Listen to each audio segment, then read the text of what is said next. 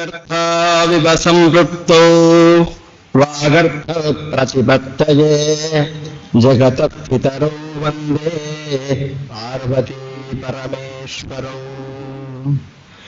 భవభయహరణాయై భావనా భావితాయై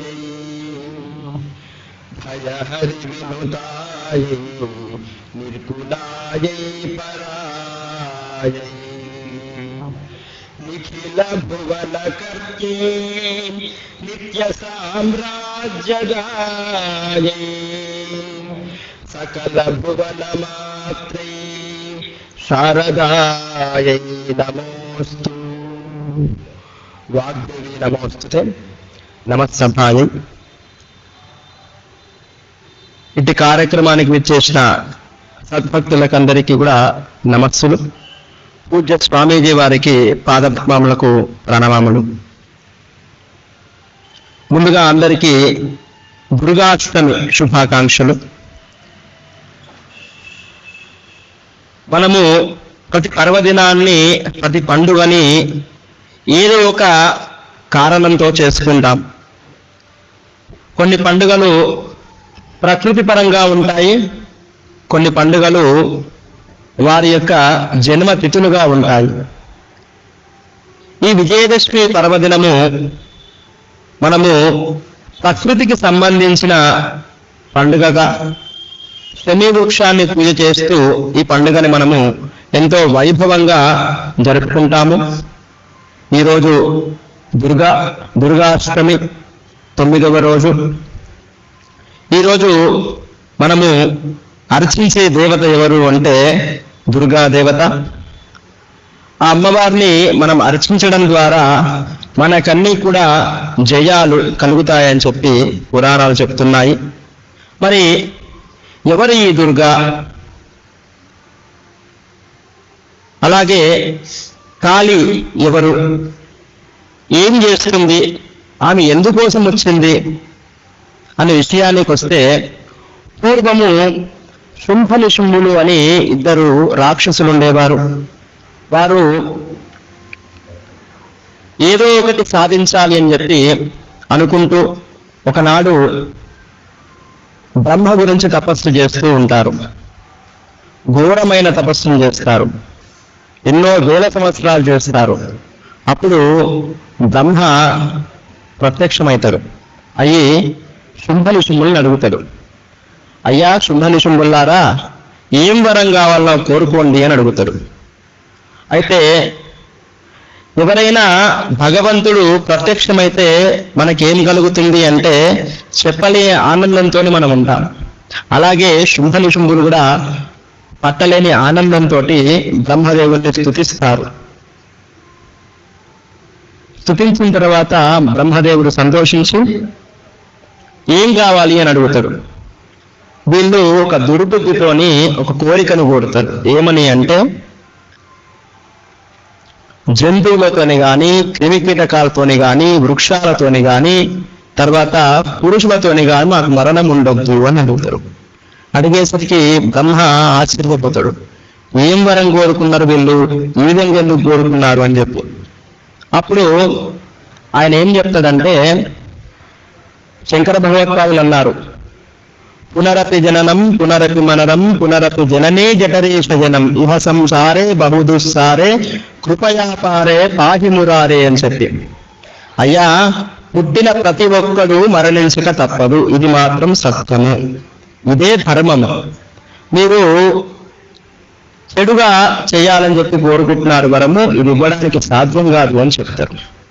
అంటే మరి మేము 8 సంవత్సరాలు తపస్సు చేస్తే ప్రత్యక్షమైనవు, వరం కావాలి కోరుకోండి అని చెప్పి మమ్మల్ని అడిగినవు, మేము అడిగిన వరాన్ని ఇవ్వకుండా నువ్వు నిరాకరించడం ఎట్లా అని చెప్పి బ్రహ్మను అడిగేసరికి, సరే ఒక కండిషన్.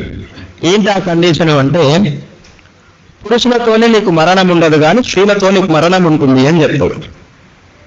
దానిలో ఏముంది, సరే అట్లయినా సరే మాకు మరణం కావద్దు, అమరత్వం కావాలి, అది మా కోరిక.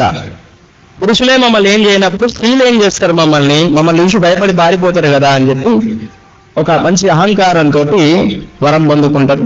పొందిన తర్వాత చాలా సంవత్సరాలు భూగోళాన్నంతా కూడా పరిపాలన చేస్తారు.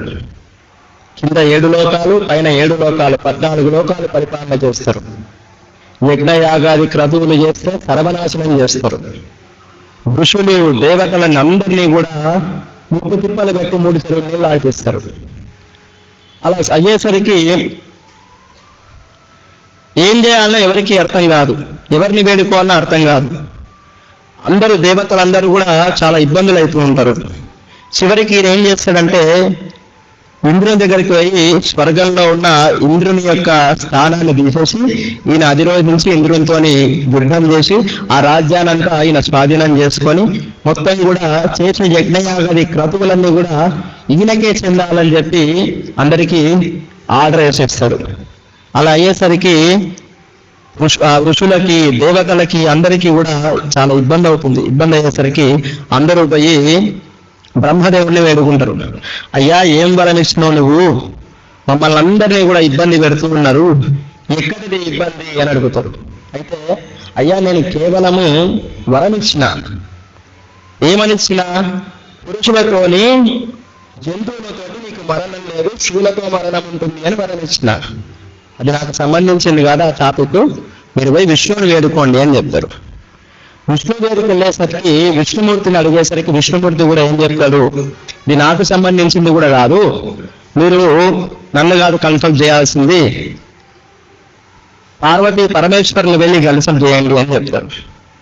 వాళ్ళు కైలాస పర్వతంలో చాలా వైభవంగా కూర్చొని ఉండగా వాళ్ళ వద్దకు వెళ్ళి శరణు వేడుకుంటారు. అప్పుడు ఆ ఇద్దరు కూడా పార్వతీ పరమేశ్వరులు ఎవరు అంటే జగత పితరవు వందే పార్వతీ పరమేశ్వరు. ఈ జగత్తుకందరికీ కూడా ఆ పార్వతీ పరమేశ్వరుడు ఎవరు అంటే తల్లిదండ్రులు అని చెప్పి మనకి వేదం చెప్పింది. ఆ తల్లిదండ్రుల దగ్గరికి ఇద్దరు వెళ్ళి వీళ్ళందరూ వెళ్ళి శరణు వేడుకుంటే అప్పుడు పార్వతీదేవి అంటుంది, నాయన మీరు ఎలాంటి చింతపడకండి, ఆ దుష్టుల్ని సంహరించడానికి నేను వస్తాను అని చెప్తుంది. సరే అని చెప్పి యుద్ధం ప్రారంభమవుతుంది. ఆ యుద్ధం ప్రారంభమయ్యే సమయంలో శుంభ నిశుంభులతో పాటు రక్తబీజుడనే రాక్షసుడు కూడా వీళ్ళకి జోడి అవుతాడు. వాళ్ళందరూ కూడా చాలా విపరీతంగా దాదాపుగా ఎంతో వేల మంది వేల సైన్యంతో యుద్ధం ప్రారంభం చేస్తారు. ప్రారంభం చేసేసరికి ఎక్కడ అర్థం కాదు అమ్మవారికి. అప్పుడు ఆమె నుదుటి నుంచి కౌశికి అనే అమ్మవారు బయటికి వస్తుంది. ఆమెనే కాళీ అని అన్నారు. ఆ కాళీ ఏ విధంగా ఉంది అంటే నల్లని శరీరంతో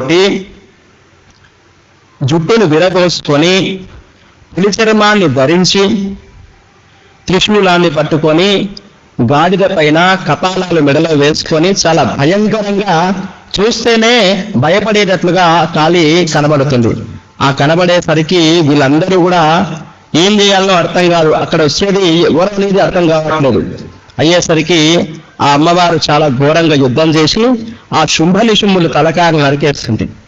నరికేసిన తర్వాత రక్తబీజుడనే రాక్షసుడు ఉంటాడు.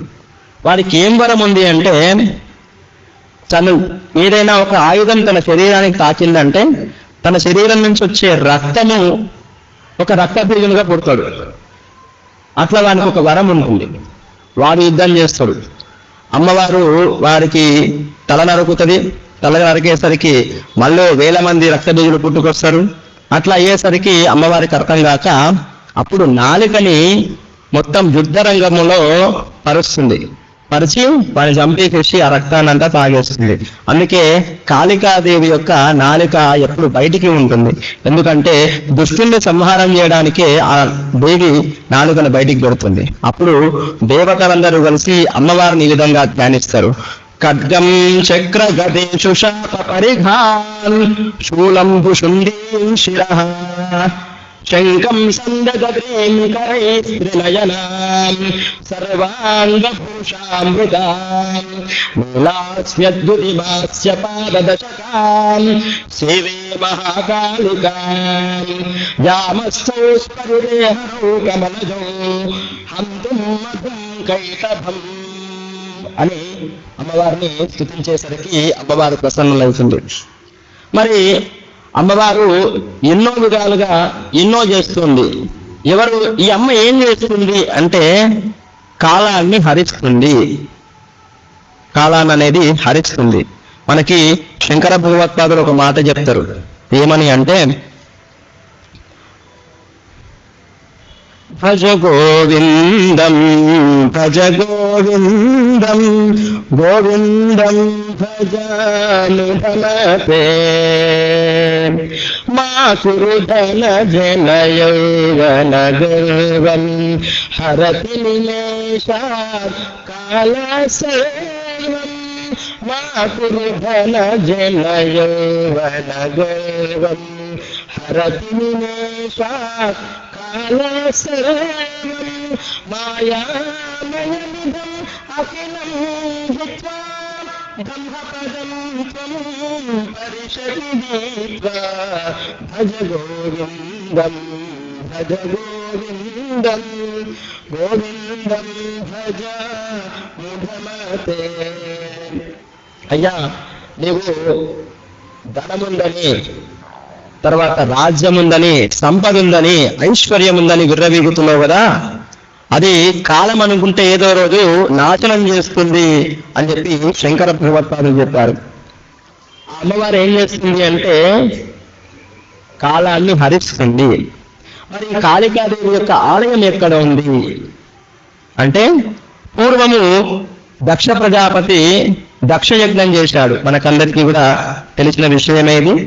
అయితే అప్పుడు సతీదేవి పరమేశ్వరుని అడుగుతుంది, మా నాన్నగారు యజ్ఞం చేస్తూ ఉన్నారు, నేను వెళ్తాను అని అడుగుతుంది. అప్పుడు ఏమంటాడు పరమేశ్వరుడు అంటే, ఎందుకు పోతో పిలవని పేరంటానే మనం పోవద్దు, అవమాన పాలైతో చెప్తే విను అని అంటారు. ఎన్నో విధాలుగా బ్రతిమాలుతుంది పార్వతి ఆ సతీదేవి. శివుడు వినడు, పోవాల్సిన అవసరమే లేదు అని చెప్తాడు. అయితే మనకి వేదం ఏం చెప్పింది అంటే, నలుగురి ఇంటికి చిలుగుగా పిలవకపోయినా మనం వెళ్ళాలట. ఎవరెవరి ఇంటికి అంటే, తల్లిగారింటికి, గురువు గారి ఇంటికి, తర్వాత రాజుగారి దగ్గరికి, దేవుని దగ్గరికి. అక్కడ మనకు బొట్టు పెట్టి పిలవాల్సిన అవసరం లేదు. ఈరోజు శక్తిపీఠంలో ఇంతటి గొప్పనైన జ్ఞాన యజ్ఞాన్ని చేస్తున్నప్పుడు మీరందరూ ఏ విధంగా వచ్చారు? మీ అందరికీ ఇంటింటికి వచ్చి స్వామీజీ ఏమన్నా చెప్పారా? లేదు. విషయం తెలవగానే మీరందరూ కూడా జ్ఞానాన్ని పొందాలని చెప్పి ఇక్కడికి మీరంతా వచ్చారు. దానికి కారణం ఏంటి అంటే, భగవత్ కార్యంలో మన వంతుగా సహాయ సహకారాలు చేయడమే దానికి మనం పూర్వజన్మ సుకృతం. కాబట్టి ఆ విధంగా ఆ పార్వతీదేవి పరమేశ్వరుడికి చెప్పేసరికి ఇక పరమేశ్వరుడికి ఇక చాలు, ఇది వినేటట్టు లేదు అని చెప్పి, సరే నీ ఇష్టం, ఏమన్నా ఇబ్బంది అయితే నాకు సంబంధం లేదు అని చెప్తాడు. సరే అని పార్వతీదేవి ఆ సతీదేవి వెళ్తుంది. వెళ్ళిన తర్వాత ఆ దక్ష ప్రజాపతి అనరాని మాటలన్నీ అంటాడు, అవమాన పాలు చేస్తాడు. చేసేసరికి సతీదేవికి బాధ అనిపించి ఆ యజ్ఞంలో ఆహుతవుతుంది. అయ్యేసరికి రుద్రుడికి విపరీతమైన కోపం వచ్చి ప్రళయతాండవం చేసేసరికి లోకమంతా అల్లకల్లోలమైపోతుంది. అయ్యేసరికి విష్ణుమూర్తి ఏం చేయాలో తోచక తన యొక్క చక్రాన్ని ఆ సతీదేవి యొక్క శరీరాన్ని 18 భాగాలుగా ఖండించేసరికి 18 శక్తిపీఠాలుగా మనకి ఇప్పుడు పరడిల్లుతున్నాయి. మన తెలంగాణ ప్రాంతంలో గద్వాల జోగులాంబలో అలంపూరు దేవాలయం ఉంది కదా, అలంపూరు కూడా ఒక శక్తిపీఠమే. అలాగే భ్రమరాంబికాదేవి, అది కూడా ఒక శక్తిపీఠమే. అట్లా అమ్మవారి యొక్క 18 భాగాల్లో ఒక్కొక్క భాగం ఒక్కొక్క దగ్గర పడింది. అవి శక్తిపీఠాలుగా విరాజిల్లుతున్నాయి. అందులో యోని భాగము కామాఖ్య, అస్సాంలో ఉన్న కామాఖ్యలో పడింది. పడడం వల్ల అది కామాఖ్య కాళిగా ఇప్పటికీ ప్రఖ్యాతి చెందుతూ ఉంది. అక్కడ కామాఖ్యాదేవి యొక్క ఆరాధన చేయడం వల్ల ఎన్నో విధాలుగా శక్తులన్నీ వస్తాయి. పూర్వం ద్వాపర యుగంలో నరకాసురుడు వామాచార పద్ధతి, అంటే వామాచారము అంటే చాతబడు లాంటి విషయాలు, వాడిని వామాచారం అని అంటారు. ఆ వామాచార పద్ధతి ద్వారా అక్కడ పూజలు చేయడం వల్ల అప్పటి నుంచి ఇప్పటి వరకు కూడా అక్కడ వామాచార పద్ధతిలో ఆ అమ్మవారికి పూజలు చేస్తూ ఉంటారు. అక్కడ కామాఖ్య కాళిగా, అలాగే దశమహావిద్యలుగా మనకందరికీ కూడా బాగా పరిచయం ఉన్న విషయము. దశమహావిద్యలు ఎవరెవరు అంటే తార, తర్వాత చిన్నమస్త అని ఇవన్నీ కూడా ఉన్నాయి. తర్వాత వారాహి, ఇవన్నీ కూడా దశమహావిద్యల్లో భాగము. వాళ్ళన్నీ కూడా ఆ దేవాలయం పరిసర ప్రాంతాల్లో ఆ దశమహావిద్యలకు సంబంధించిన దేవి ఆరాధన జరుగుతుంది, శక్తి ఆరాధన జరుగుతూ ఉంది. అట్లా ఆ అమ్మవారిని ఎంతో మంది అర్చించారు, పూజించారు, తరించారు. మరి అమ్మవారిని ఆరాధించడం వల్ల మనకేమన్నా లాభం ఉందా అంటే ఎన్నో లాభాలు ఉన్నాయి. మరి కాళీ అంటే ఏంటి అంటే, కాళీ అంటే నల్లనిది అని అర్థం. అలాగే లలితా సహస్రనామంలో ఒక నామం ఉంది, పంచకృత్య పరాయణ అని చెప్పి. ఏంటిగా పంచకృత్యాలు అంటే సృష్టి, స్థితి, లయము, అనుగ్రహము, తిరోధానము. ఏంటివి ఇవి అంటే, సృష్టి అంటే పుట్టడము, ప్రతి జీవిని పుట్టించేదే సృష్టి. స్థితి అంటే ఆ వ్యక్తి చేసే పనులు, కర్మలు, ఇవన్నీ కూడా స్థితికి సంబంధించినవి. లయము అంటే ఏంటి అంటే అన్నీ కూడా నశింపజేసేది. మన భగవద్గీతలో అర్జునుడికి శ్రీకృష్ణ పరమాత్ముడు ఈ విధంగా చెప్తాడు, పుట్టినవాడు మరణించక తప్పడు, మరణించిన వాడు జన్మించక తప్పడు, అనివార్య విషయమగు ఈ విషయం గురించి దుఃఖింపబదు, శోకింపబలదు అని చెప్పి కృష్ణ పరమాత్ముడు అర్జునుడికి చెప్తాడు. అయితే ప్రతి జీవి కూడా పుట్టాల్సిందే, ఖచ్చితంగా అది మరణించాల్సిందే. అలాగే తిరోధానకరీశ్వరి అని లలితా సహస్రనామంలో ఉంది. ఏంటిది ఆ తిరోధానకరీశ్వరి అంటే, సూక్ష్మీకరించబడిన దాన్ని తిరిగి స్థూల రూపంగా సృష్టించి వరకు కాపాడడాన్ని తిరోధానకరము. అంటే ఏంటిది తిరోధానము అంటే, ఇంకా తెలుగులో చెప్పాలి అంటే మాయ. మాయ సంసారం ఇది మాయలో పడబోకురా. ఒక ప్రముఖ సంకీర్తనాచార్యులు రచించాడు.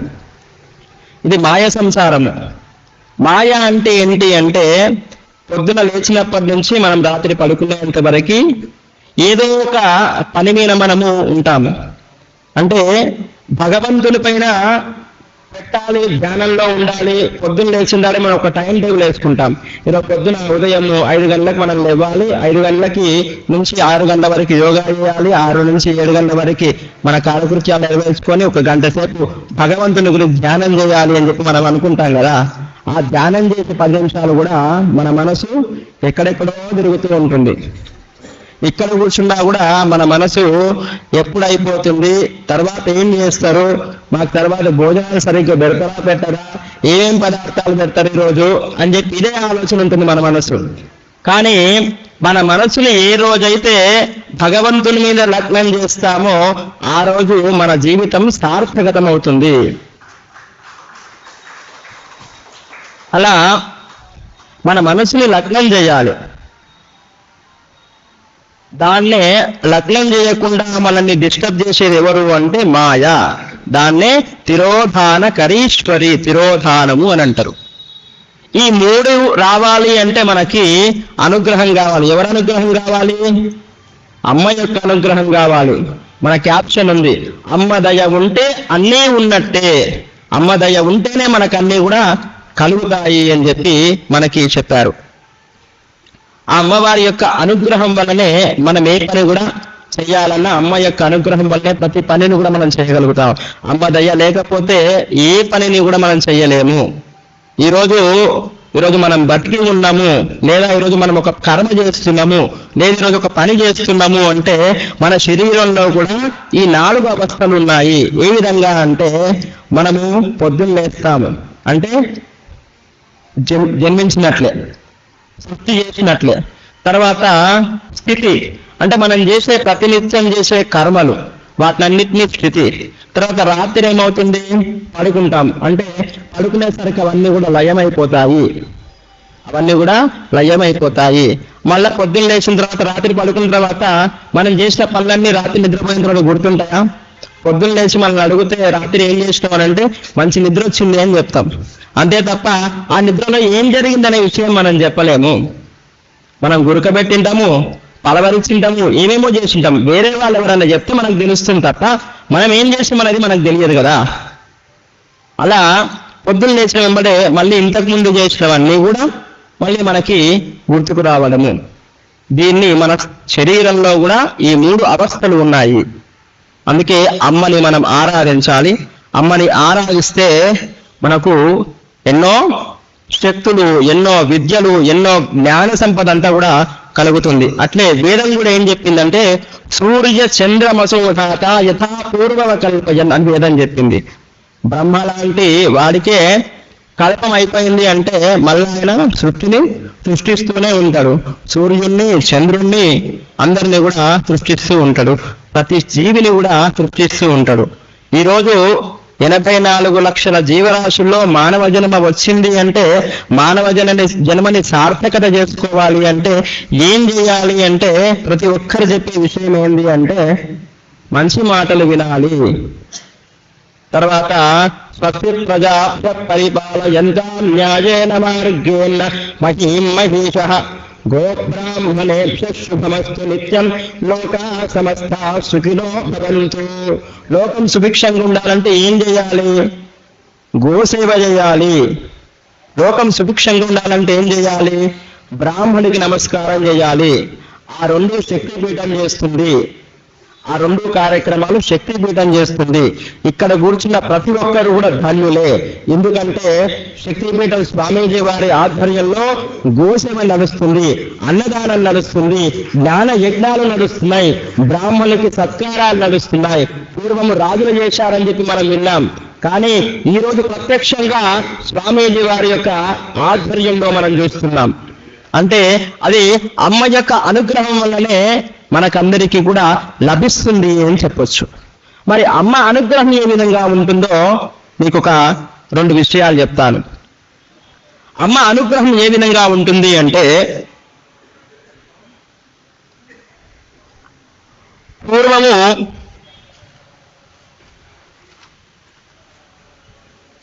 పాంచాల దేశం అనే ఒక దేశం ఉంది. ఆ దేశంలో ధర్మవర్ధనుడు అనే ఒక రాజు ఉండేవాడు. ఆయన ఆ దేశాన్ని పరిపాలన చేస్తూ ఉండేవాడు. ఆయనకి ఒక కుమార్తె ఉండేది. ఆమె పేరు విద్యావతి. ఆ విద్యావతి సకల విద్యలన్నీ కూడా గురువైన మేధానిధితోని నేర్చుకుంటే ఆ అమ్మాయికి పెళ్లి వయసు వచ్చింది.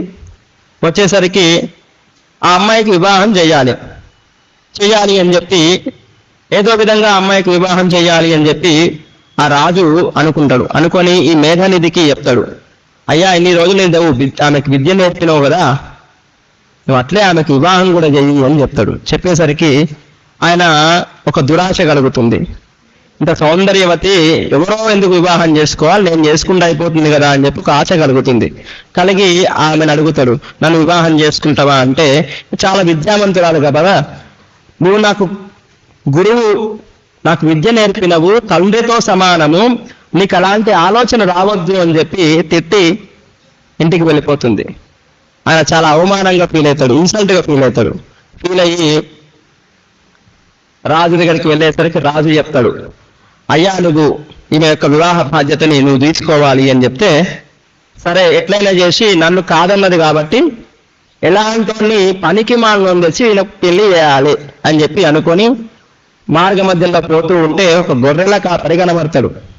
ఆ గొర్రెల కాపరి ఏం చేస్తాడంటే ఒక చెట్టు మీద కూర్చొని, కొనలో కూర్చొని ముందు చెట్టు నరుకుతూ ఉంటాడు. ఈయన తెలివిని చూసి వీడు చాలా తింగరోడు ఉన్నాడు అని చెప్పి, అరే నువ్వు అట్లా కూర్చొని కొడితే కింద పడి నీ కాలు చేతులు దిగుతాయిరా అంటే, నా చెట్టు నా ఇష్టం, నువ్వు వారు నాకు చెప్పాను ఇంకేం చెప్పి అంటాడు. అనేసరికి వీడే కరెక్ట్ అయిన భర్త ఆమెకి అని చెప్పి వాడిని కిందికి దింపి వానికి అన్ని విషయాలు చెప్పి, అరే నీకు మంచి రాజు దగ్గరికి తీసుకొని పోతా, రాజు యొక్క కుమార్తె ఉంది, నీకు వివాహం చేస్తా అని చెప్తాడు. చాలా ఎగ్జైట్ గా ఫీల్ అయ్యి చాలా ఆనందంతో ఫీల్ అవుతారు. ఎవరైనా పిలిచి చిన్నపిల్లలకి పిలిచి చాక్లెట్ ఇస్తా బిస్కెట్ ఇస్తా అని చెప్పి మనం అంటే ఆ పిల్లలు ఎంత సంతోషపడతారో ఆ విధంగా సంతోషపడి ఆయనకి మంచిగా అలంకారాలు చేస్తారు. రాజుకు ఉండాల్సిన లక్షణాలన్నీ కూడా అతనికి అలంకరించి రాజు దగ్గర తీసుకొని పోతారు. ఆయనకు ఒక 2 మాటలు నేర్పిస్తాడు. ఆ 2 మాటలు నేర్పిస్తే వాడు ఏం చేస్తాడంటే అక్కడికి పోయిన తర్వాత మర్చిపోతాడు. అతనికి జ్ఞానం అప్పటికి లేకుంటది. పోయేసరికి ప్రిపేరా పరిహారస్తు అని చెప్తాడు. అనేసరికి అక్కడికి పోయేసరికి మంచి పండితుడు, సంస్కృత పండితుడు, గొప్పనైన వాడు, మీ అమ్మాయికి తగిన వరుడు, ఈమెనిచ్చి నువ్వు వివాహం చేస్తే నీ అమ్మాయి సుఖపడుతుంది అని చెప్తాడు. చెప్పేసరికి నువ్వు ఏదైనా ఒక విషయం చెప్పు అని చెప్పి రాజు పరీక్ష చేసేసరికి క్రీడా పరిహారోస్తు అని చెప్తాడు. అయ్యేసరికి ఇదేమో విషయం కొత్త విషయం అని చెప్పి మళ్ళీ ఆయన ఉండి ఏం లేదండి మీకు ఉండాల్సిన పీడలన్నీ కూడా తొలుగాక అని చెప్పి ఆయన ఆశీర్వదిస్తున్నాడు అని చెప్పి కవరింగ్ చేసేసి మొత్తం మీద వివాహం చేసేస్తాడు. వివాహం చేసేసరికి ఆ వివాహమైన రాత్రి ఆ విద్యావతికి అసలు విషయం తెలుస్తుంది. ఇతనికి ఎలాంటి విషయ జ్ఞానం లేదు, పరిజ్ఞానం లేదు.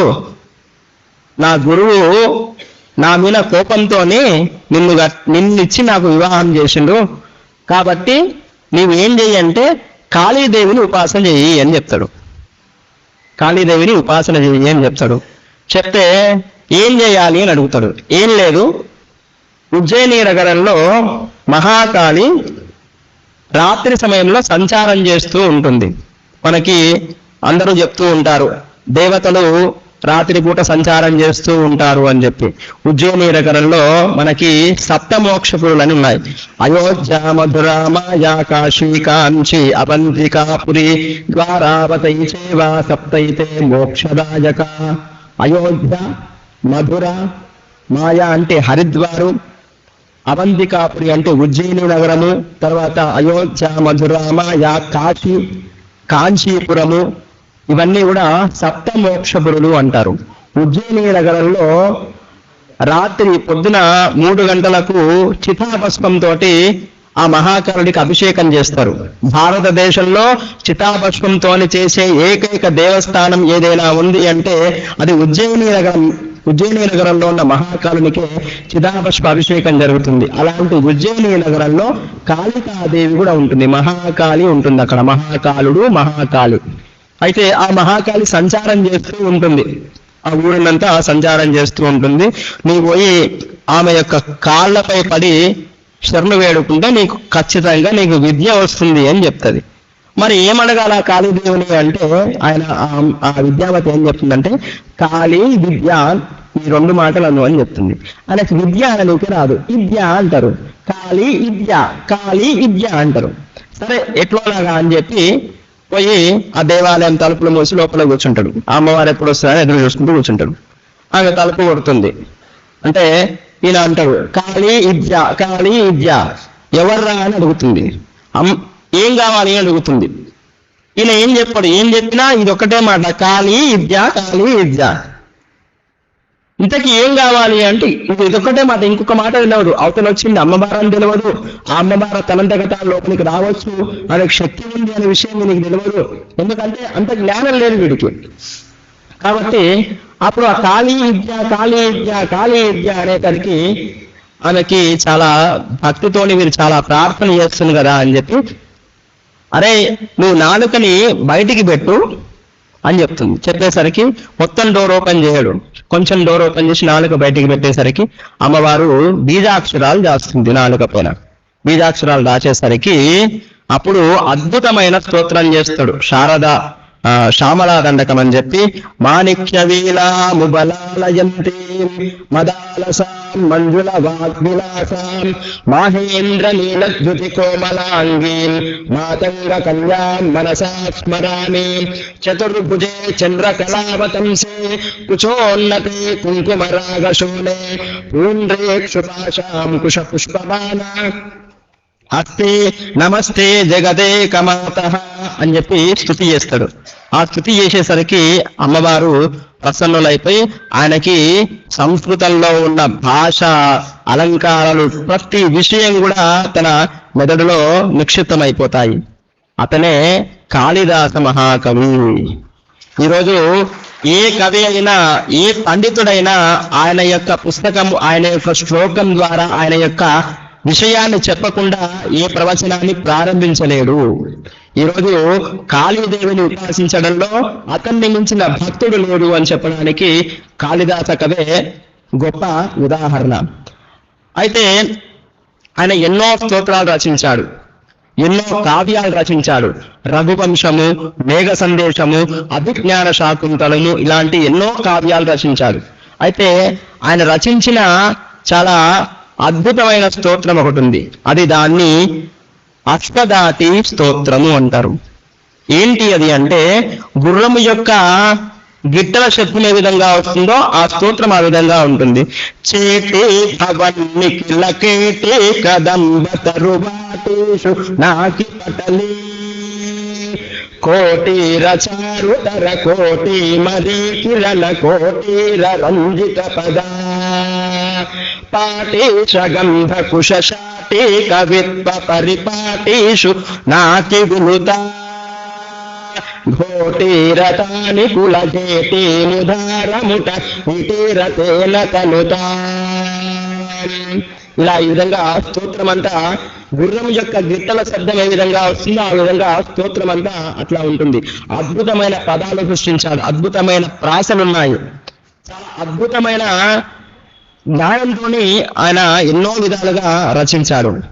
అయితే ఈయన యొక్క జ్ఞానం ఏ విధంగా ఉంది అనే విషయానికి వస్తే, ఉజ్జయిని నగరాన్ని లో ధార అనే నగరం ఉండేది. ఆ నగరాన్ని భోజరాజు అనేవాడు ఆయన పరిపాలన చేస్తూ ఉండేవాడు. ఆయన ఆస్థానంలో ప్రతి ఒక్క దగ్గర కూడా ఒక ముగ్గురు తులువ వాళ్ళు ఉంటారు. అయితే ఆయన రాజ్యంలో కూడా ఎంతమంది కవులు వచ్చినా ఆ కవుల్ని రాజు వరకు ఓనియకుండా వాళ్ళ వరకే పెట్టుకొని వీనికి విద్య లేదని చెప్పి పంపించేవాళ్ళు.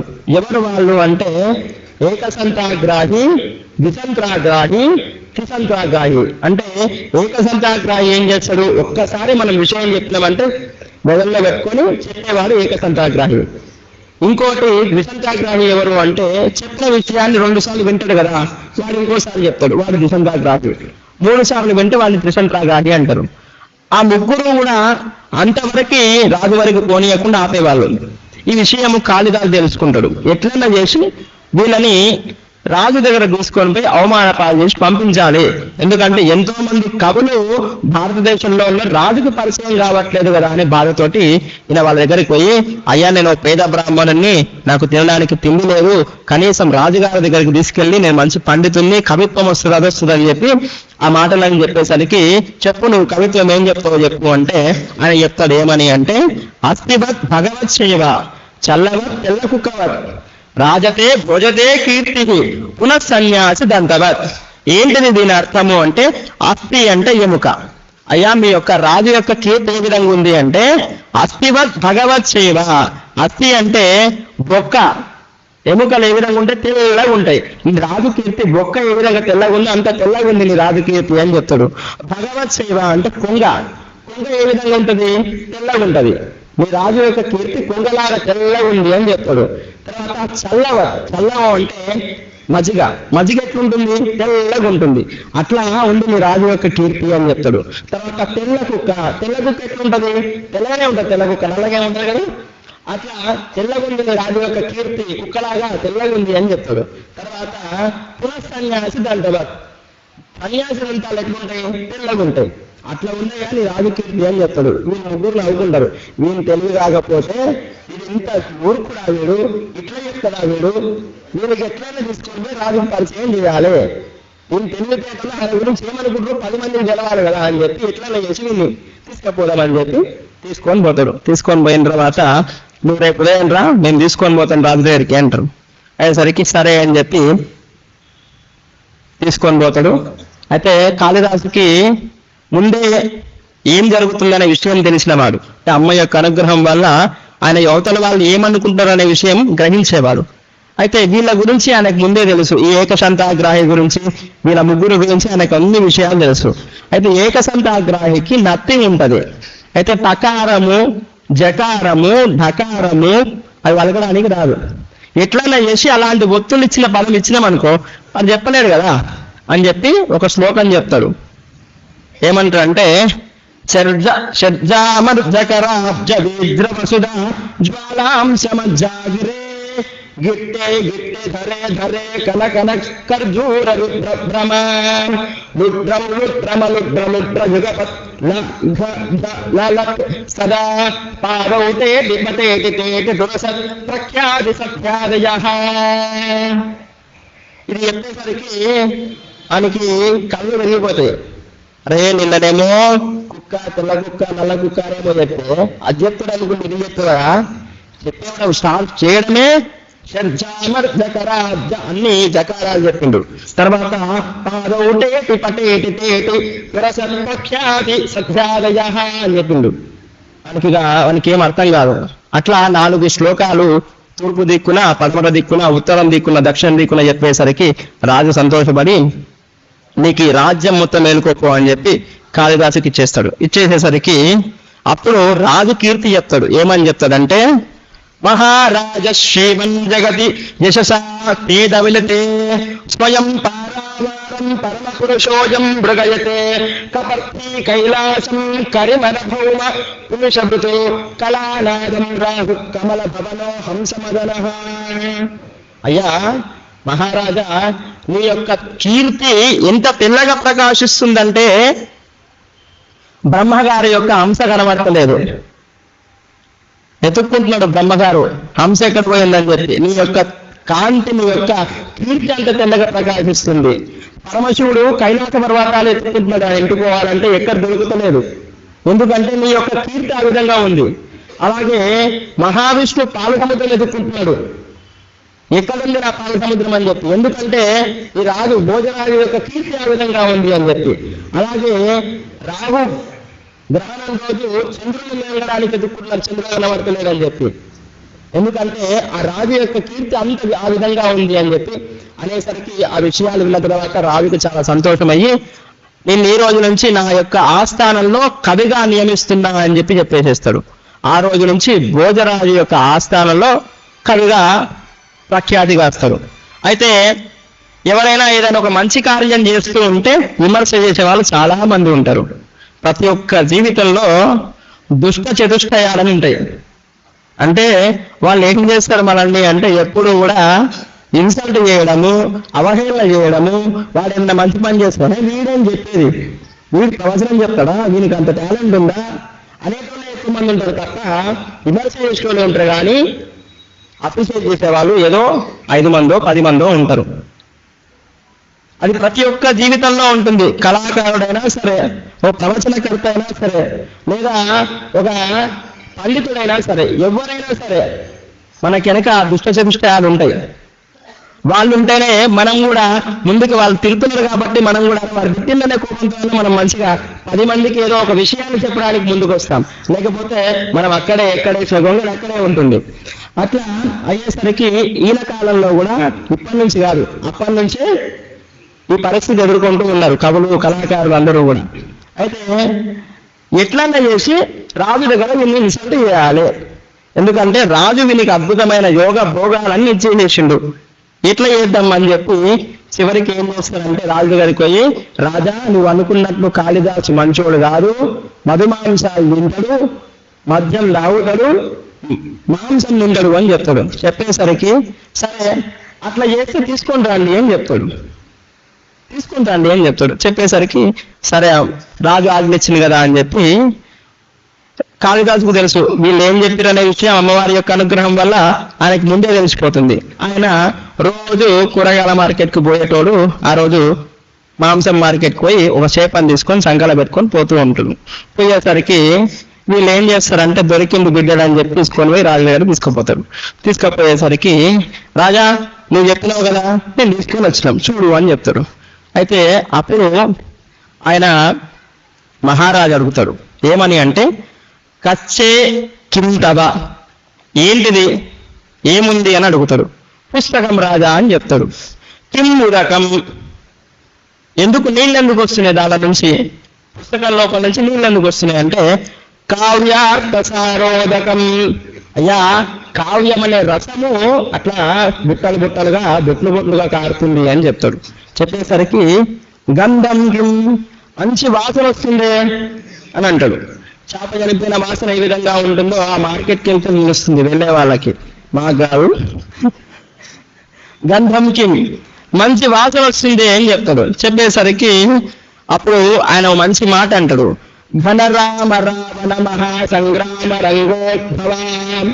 అంటే అయ్యా మహారాజా, రామరావణ సంగ్రామంలో యుద్ధం చేస్తున్నప్పుడు దుమారము గాలి లేచింది కదా, ఆ గాలి యొక్క వాసన అదే ఆ గంధం వాసన అని చెప్తాడు. చెప్పేసరికి పుష్పంకి ఇమ్మంటాడు. పుష్పము అంటే తోక. తోకెందుకు ఉంది, తోకెందుకు ఉంది, చేపకు తోకుంటారు కదా, తోకెందుకు ఉంది అని అడుగుతాడు. అనేసరికి అది ఘన తాళపత్ర లిఖితం, తాళపత్ర గ్రంథాలకి తాడు కడతారు. ఇప్పుడు మనకి మామూలుగా బుక్లలో ఒకటి గుర్తు కోసం మనం పెట్టుకుంటాం కదా, అట్లా దానికి తాళపత్ర గ్రంథాలు కూడా తూక అనేది ఉంటుంది. ఏం పుస్తకం అని అడుగుతాడు. కిం పుస్తకం అని అడుగుతాడు. అయ్యేసరికి ఏ కవే రాజన్ భూసుర దైవతైషపఠితం రామాయణం పుస్తకం. అయ్యా మహారాజా, రాజులు, పండితులు, పామరులు ఎవరైతే ఆ భగవంతుని గురించి, ఎవరా భగవంతుడు శ్రీరామచంద్రుని గురించి పఠిస్తారో అదే రామాయణ పుస్తకము అని చెప్తాడు. చెప్పేసరికి ఈ అని అడుగుతాడు. పుస్తకం తీసి చేతిలో పెడతాడు. ఇంతవరకు ఏముందది? చేప ఉండే. ఇప్పుడు ఏమైంది? పుస్తకం అయింది. ఎందుకంటే ఆయన యొక్క మాట ఆ విధంగా ఉండేది. అమ్మవారిని ఆ విధంగా ఉపాసన చేసిండు. అమ్మవారి యొక్క అనుగ్రహం ఆ విధంగా ఉంది.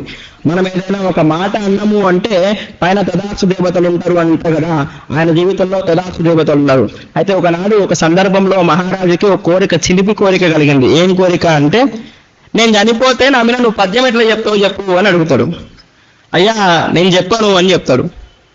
ఎందుకు చెప్పవు అంటే, నేను అన్నమాట నిజమవుతుంది, నీలాంటి వాడు చనిపోతే రాజ్యం అంతా అకలావికలమవుతుంది, కళాకారులు, కవులు, పండితులు ఆదరణ లేకుండా పోతారు రాజా అని చెప్తాను. చెప్పేసరికి ఈయనకి చెప్పిన మాట వినలేదని చెప్పి దండన కోసం ఈ ఊరు వదిలిపెట్టి వెళ్ళిపో అని చెప్తాడు.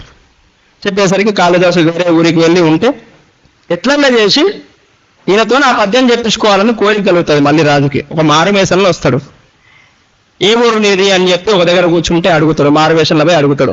అయ్యా నా ధారానగరము అని చెప్పి చెప్తాడు. చెప్పేసరికి మీ ఊర్లో మంచి మహారాజు ఉండే, భోజరాజు వారు ఉండే కదా అని అంటాడు. అంటే అవును ఉండేవారు. అంటే అయ్యో వారు లేరు కదా ఇప్పుడు అని అంటాడు. అనేసరికి అయ్యో రాజు లేడు కదా అని చెప్పి నువ్వు పద్యం చెప్పేసేస్తాడు. చెప్పేసరికి అక్కడ కూర్చున్నది రాజు అని అతను తెలియదు. చనిపోతాడు. రాజు చనిపోయేసరికి అయ్యో దేవి నేను అపరాధం చేసినా వచ్చిన వాడు రాజు అని నాకు తెలియదు అని చెప్పి మళ్ళీ ఇంకొక పద్యం చేసి రాజుని బతికిస్తాడు. అట్లా అమ్మవారి యొక్క అనుగ్రహం వల్ల ఎంతో వైభవంగా ఎన్నో విషయాలని మనకి అందించాడు కాళిదాస కవి.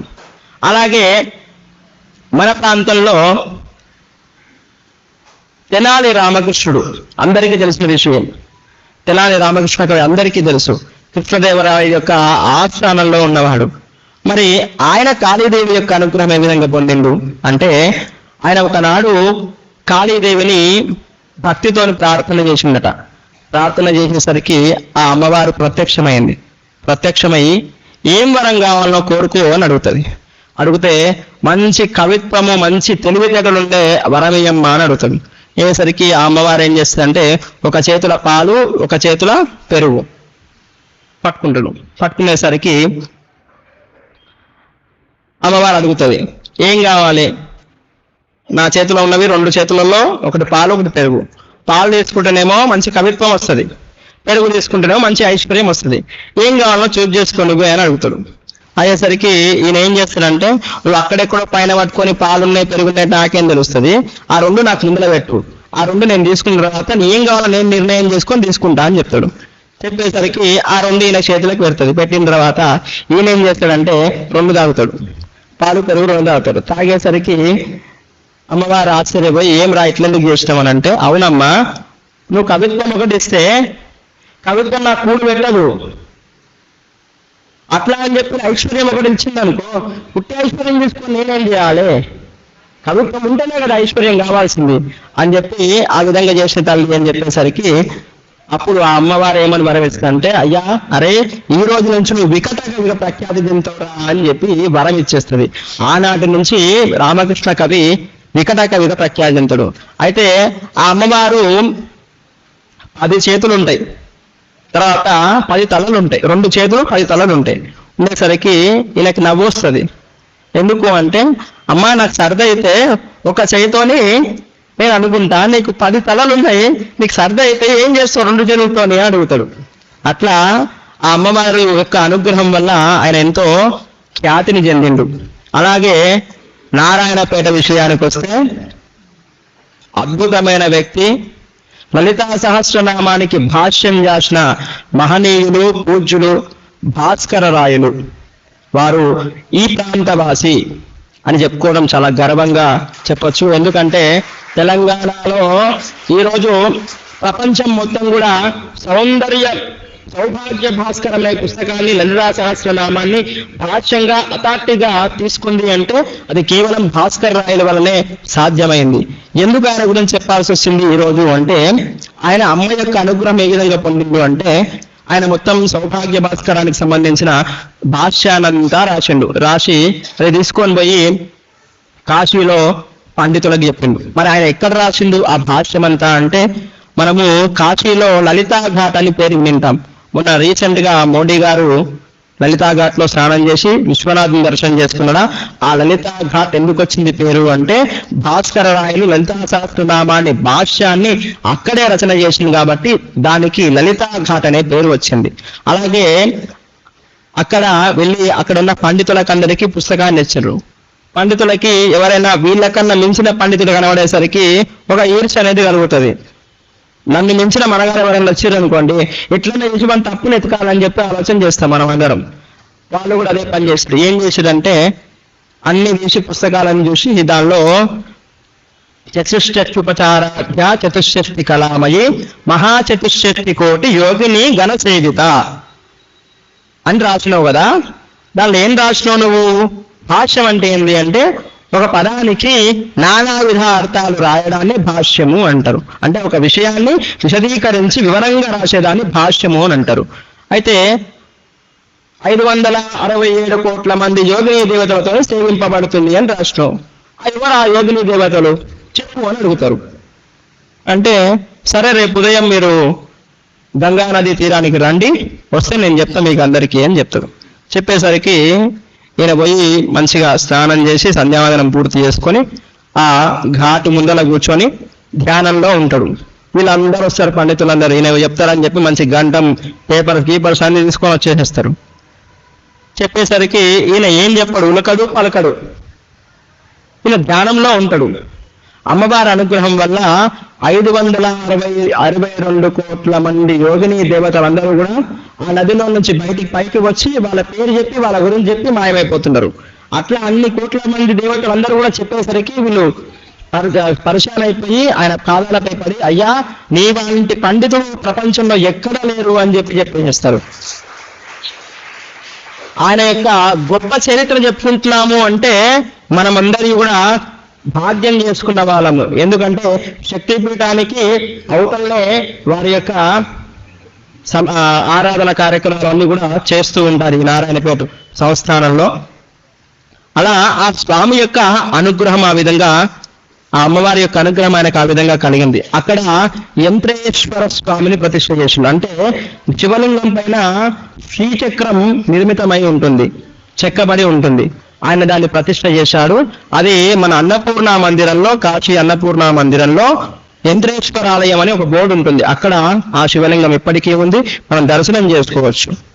అది మన నారాయణపేట యొక్క చరిత్ర. అలాగే రామకృష్ణ పరమహంస అందరికీ తెలుసు, వివేకానందుని యొక్క గురువు. రామకృష్ణ పరమహంస కూడా కాళీదేవిని అత్యంత వైభవంగా అత్యంత భక్తితోని అమ్మవారిని కొలిచిండు. ఆ అమ్మవారిని కొలవడం వల్ల ఆయనకి ఎన్నో రకాల శక్తులు, ఎన్నో రకాల విషయాలన్నీ కూడా ఆయనకి అవగతమయ్యాయి. ఆ రామకృష్ణ కవి యొక్క రామకృష్ణ పరమహంస ఎంతో మంచి ధ్యానంలో కూర్చోడు అంటే ఎంతో మంది దేవతల్ని దర్శించేవాడైతాడు. అయితే ఆయనకు ఒక కోరిక కలిగిందంట. ఏమని అంటే, ఇంతమంది దేవతలను చూస్తున్నా కదా, కాళీ ఉపాసకుడు, మంచి కాళీ ఉపాసకుడు. ఇంతమంది దేవతలను చూస్తున్నా కదా, అందరి దేవతలను చూడాలి అని ఆయన కోరిక కలిగింది. అయితే ఆయన చెప్పిన విషయం ఏంటి అంటే, ఇంతమంది దేవతల్లో నాకు చాలా అందమైన దేవత ఎవరైనా ఉంది అంటే అది లలితాదేవి అని చెప్పిందట. లలితాదేవి అని చెప్పిందట. ఆ అమ్మవారి యొక్క అనుగ్రహం వల్ల ఆయన తన భార్యను కూర్చోబెట్టుకొని, శారదాంబను కూర్చోబెట్టుకొని ఆమెనే కాళీ స్వరూపంగా భావించి ఆమెకి పూజాది కార్యక్రమాలన్నీ కూడా చేసేవాడు. అంతటి గొప్పనైన వ్యక్తి, మహనీయులు. అలాంటి పుట్టిన గడ్డ ఈ భారతదేశం. అందులో మనమందరం కూడా నివసించడం మనందరి యొక్క పూర్వజన్మ సుకృతంగా భావించాలి. ఎందుకు హిందూ ధర్మము ఈరోజు ఇంకా స్థిరంగా ఉంది అంటే, ఇలాంటి మహనీయుల యొక్క గొప్ప చరిత్రను మనమందరం కూడా తలుచుకుంటున్నాము అంటే మనందరి యొక్క పూర్వజన్మ సుకృతము, వారి యొక్క అనుగ్రహం వల్లనే ఈరోజు ఎన్నో కార్యక్రమాలు, ఎన్నో ధార్మిక ప్రసంగాలు, ఎన్నో గ్రంథాలు ఉద్భవిస్తున్నాయి. ఎంతో మంది మన జ్ఞానాన్ని దోచుకోవాలని ప్రయత్నం చేశారు, కానీ ఎవరి వల్ల సాధ్యం కాలేదు. ఎందుకోసము అంటే అమ్మ యొక్క కరుణ ఉంది కాబట్టి. ఏ విధంగా ఉంది అమ్మ యొక్క కరుణ అంటే, కళ్యాణాయుత పూర్ణ చంద్రవదన ప్రాణేశ్వరానందిని పూర్ణాం పూర్ణతరాం పరేశ మహిషీ పూర్ణామృతాస్వాదిని సంపూర్ణాం పరమోత్తమామృతకలాం విద్యావతీం భారతీం శ్రీచక్రప్రియ బిందు తర్పణ పరాం శ్రీరాజరాజేశ్వరీ. ఆ అమ్మ యొక్క అనుగ్రహము ఆ విధంగా ఉంది. ఈరోజు ఏం అలంకరణ చేసుకున్నాం మనమంతా? దుర్గాదేవి యొక్క అలంకరణ చేసుకున్నాం. ఒక్కసారి అందరం కూడా ఆ దుర్గాదేవి యొక్క స్తోత్రాన్ని అందరం కూడా ఒక్కసారి అందాం.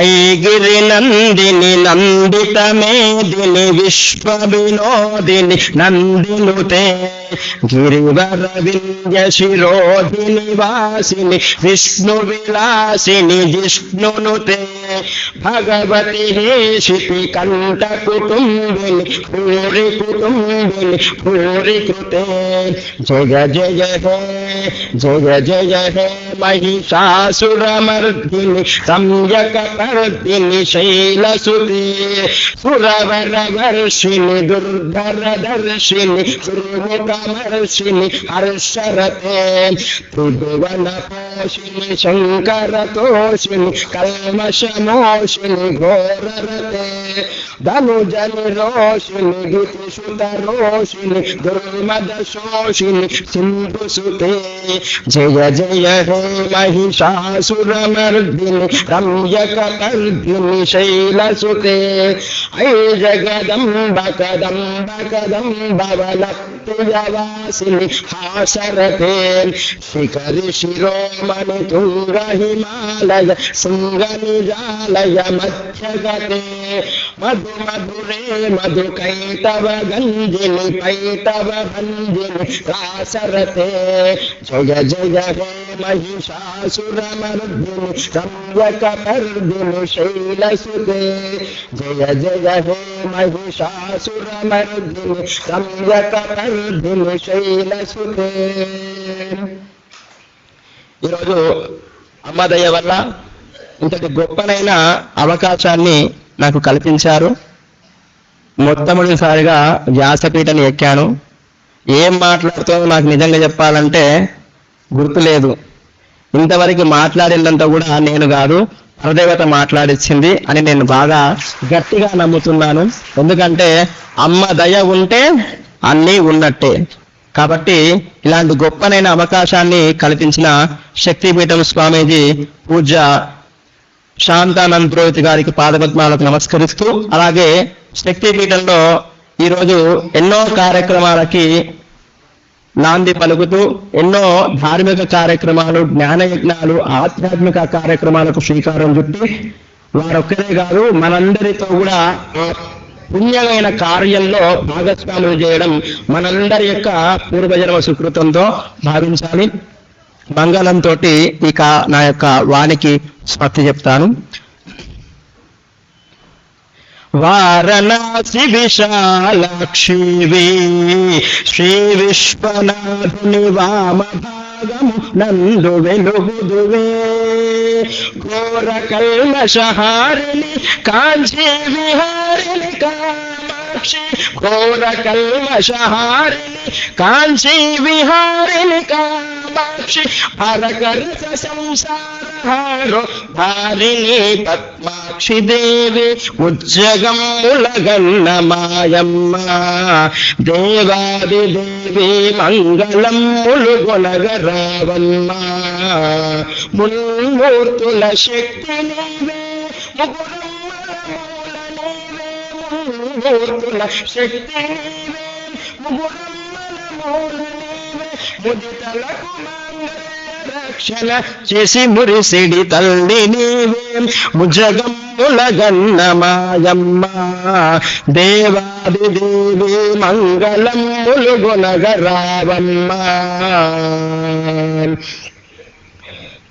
మందహాసదయా విలసితాక్షి ఆనందమంద్య మంగళకరా మధుర మీనాక్షి చంద్రుని మించిన ముఖమున చుకనొక్కిన ముక్కు వజ్రము చంద్రుని మించిన ముఖమున చుకనొక్కిన ముక్కు వజ్రము అందెలదగ అవని భోగ ఆత్మజుల మమ్మేల రావా ముజగమ్ములగల్ల మాయమ్మ దేవాది దేవి మంగళం ములుగొనగరావమ్మ మున్మూర్తుల శక్తి నీవే ముగురమ్మల మూల నీవే మున్మూర్తుల శక్తి నీవే ముగురమ్మల మూల నీవే ముదితలకు మాంగళ్య రక్షణ చేసి మురిసిడి తల్లి నీవే ముజగమ్ములగన్న మాయమ్మ నిఖిల నిగమన దాన గాయత్రి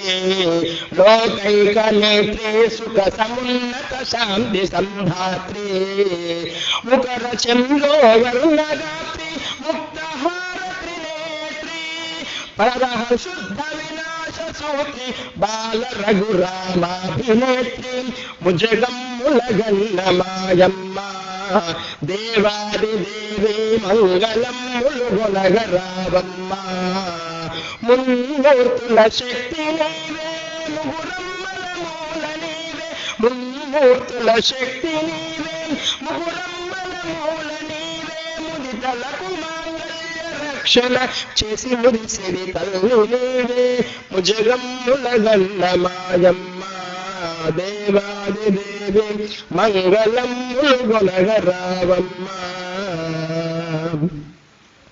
వాస్తవం చెప్పాలంటే గంట సమయము ఎట్లా గడిచిపోతుందని ఆశ్చర్యపోయినా కానీ గంట సమయం ఎట్లా గడిచిపోయింది.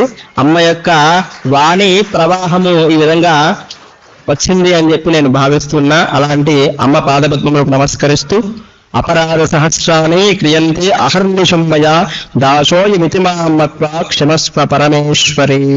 స్వస్తి.